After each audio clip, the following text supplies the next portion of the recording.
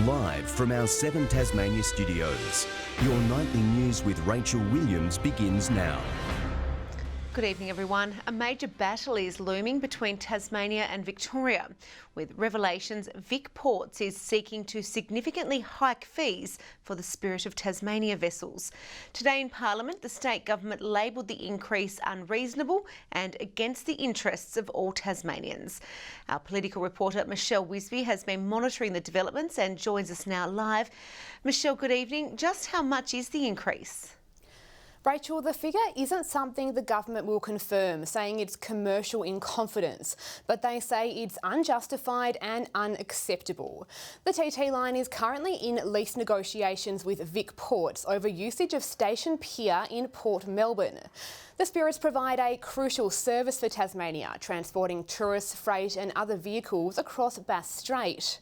The government says the increase would have to be passed on to customers and would harm the interests of all Tasmanians. What we won't be able to accept is unreasonable price charges that affect our business and that affect passenger travel costs and freight costs. The government says it's unfair for Vic Ports to behave in this way after decades of custom from TT Line and the people of Tasmania. They've even threatened to look at alternative ports, saying there are other berthing options available in Victoria. So Rachel, today's revelations are certainly only the start of what is said to be a tough negotiation for the state. Well, a coroner has described the actions of a police officer as exemplary during an inquest into the death of a man in Cooey 3 years ago. Robert McInerney was shot dead by police during a violent confrontation where he was throwing knives at authorities. It's been a long and anxious wait for authorities, but today it's come to an end with the findings into the death of Robert McInerney being handed down. The 48-year-old was shot dead by Senior Constable Will Flynn after non-lethal measures were exhausted. Coroner Olivia McTaggart ruled Mr McInerney's death a suicide today, describing Senior Constable Flynn's actions as exemplary. The coroner recommending that Tasmania Police create a category for incidents amounting to police-provoked shootings, and that a record of these incidents or attempts are kept. It was also recommended that policy and training be reviewed if an increase of police-provoked shootings occur. The recommendations by the coroner are sound, that in the future there may need to be policies and additional training should there be a tendency for it to increase. The coroner said, considering Mr McInerney's difficult life and issues, it is unsurprising that his life ended at an early age through actions instigated by himself, adding it does not appear that he was capable of genuine empathy for others. The Tasmania Police Association says Senior Constable Flynn is relieved with the outcome. The drawn-out process has taken a personal toll on him and his family. People doubt themselves, and he doubted what he'd done, but the investigation was such that everything, the facts came out, and it's just like a weight's been lifted off his shoulders, and now it's time to move on. Elizabeth O'Neill, 7 Tasmania News. And if you or anyone you know needs help, you can contact Lifeline on 13 11 14. A Tasmanian gun shop owner who had his licence suspended has pleaded guilty to a string of firearm offences. Stuart Norton Woods appeared in the Hobart Magistrates Court facing more than 100 charges.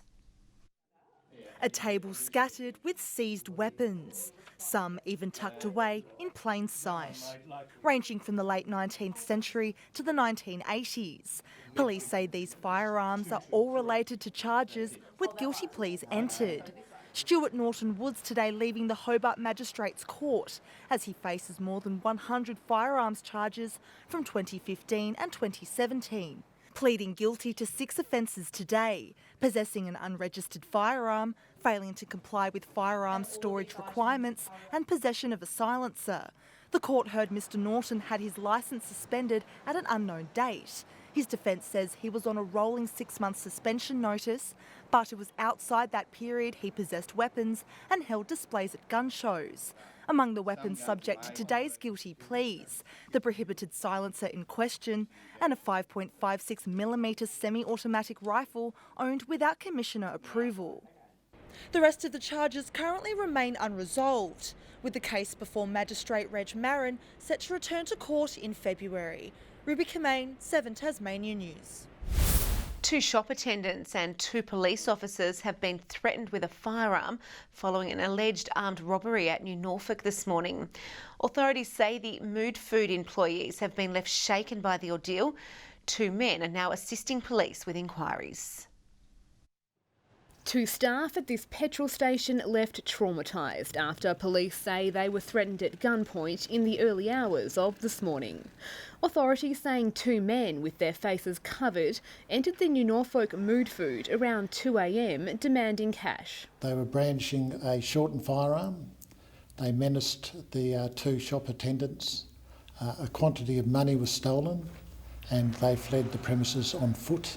Saying around 15 minutes later, police at Berrydale tried to pull over a silver Toyota Corolla they believed was involved, but it didn't stop. The passenger in that vehicle leant out the window and pointed a shortened firearm at the police officers. Around half an hour later, the car was found alight in Glenorchy.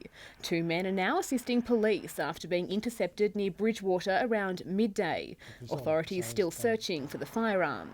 The shop attendants are very shaken up by it in the first robbery, and also police would be naturally apprehensive being menaced by a firearm. Authorities are continuing their investigations into both incidents, but say there were no injuries reported on either the police officers involved or staff here at Mood Food. We need members of the public to assist us. Anyone that sighted those males, that vehicle before or after was set alight, or any of those incident sites. Anyone with information is urged to contact Crime Stoppers. Michelle Wisby, 7 Tasmania News. Farmers along the Southeast Irrigation Scheme have had their water restrictions eased from today, after being told to halve their usage last month. From midnight, Tasmanian Irrigation will be allowing irrigators to now use 80% of their normal allocation. We've managed to stabilise our storage levels, and the level of supply from Taswater's supply has also stabilised, so we're in a position now that we can ease these restrictions. The new restriction is set to continue indefinitely ahead of the predicted warm, dry summer season. The future of transport has hit the roads in Tasmania with the trial of the state's first driverless electric bus. It's hoped the environmentally friendly alternative could help ease traffic congestion if the trial goes well. It might be the size of your average family van, but this small bus isn't a novelty. It could be the way of the future. Hitting the streets of Sandy Bay today is part of a week-long trial to see how new technology could work in the state. In the next 10 and 20 years, our transport sector, how we get around, will be fundamentally different to how it is today. And as a city, we need to keep up with those changes. Driverless and powered by electricity, the bus is designed to cover short distances.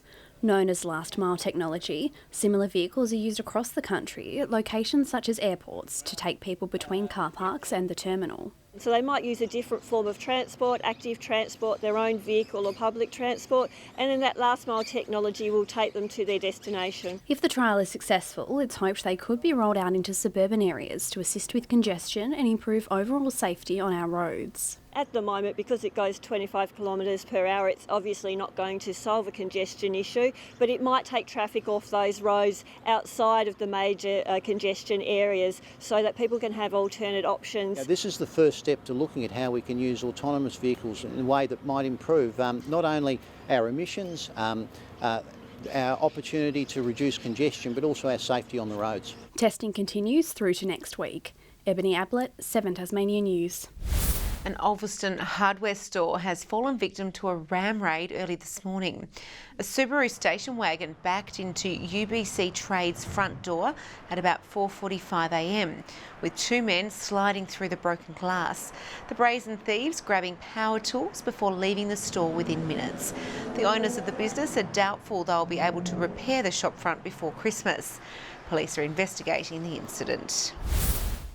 It's taken more than 6 years to get off the ground. Now power is finally pumping into the grid at one of the state's biggest wind farms. Cattle Hill will soon be producing enough energy to power more than 60,000 homes.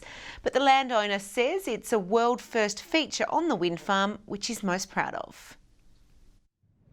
It's like flicking on an enormous energy switch. Towering at 170 metres tall, the first wind turbine at Cattle Hill is now producing power. One turbine generates 3 megawatts of power.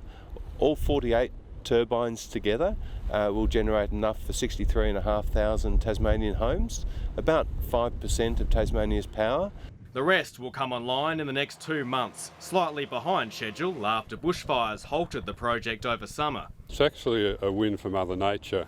The wind farm incorporates groundbreaking technology which will stop the blades if wedge-tail eagles are detected in the area, something landowner Peter Downey has fiercely advocated for. This is the first commercial application of it in the world. The original designers spent many years fine-tuning it, getting it to work. From one generation of renewable energy to another, today's launch at Cattle Hill comes 55 years after the Wadamana A hydropower station behind me was decommissioned. Now the new wave of wind power will help Tasmania finally reach its goal of becoming fully self-sufficient on renewables by 2022. We'd hope to contribute to future projects going forward, and there are projects like the Low Head project, other projects in the northwest that we'd hope to be able to contribute to going forward. 150 workers toiled on the turbines at its peak. It'll need just 10 full-time workers for maintenance once it's up and running. Tom Johnson, 7 Tasmania News. Some of the state's leading AFLW players today booted the football field for the classroom. The key stars continuing the North Melbourne Tasmanian Kangaroos training and community camp by encouraging local students to join the sport. I think it's really great that we get out to the schools and show that we really have that strong presence in Tasmania, and hopefully, you know, we get a few of these girls that I guess see us today on the list in a couple of years. The team is now gearing up to hold a super clinic at North Hobart Oval tomorrow. Tasmania's correctional officers have ramped up their industrial action as they continue to protest for better pay and conditions. Following recent protests from 7 this morning, staff started a 24-hour ban on working overtime, highlighting what they've called a staffing crisis. The action is expected to impact prisoner out-of-cell hours programs and transport to court appearances. The Treasurer said the government will continue to negotiate a new deal, but believes its current pay offer is fair and reasonable. The parents of 120 local children will benefit from free childcare next year, thanks to a state government program.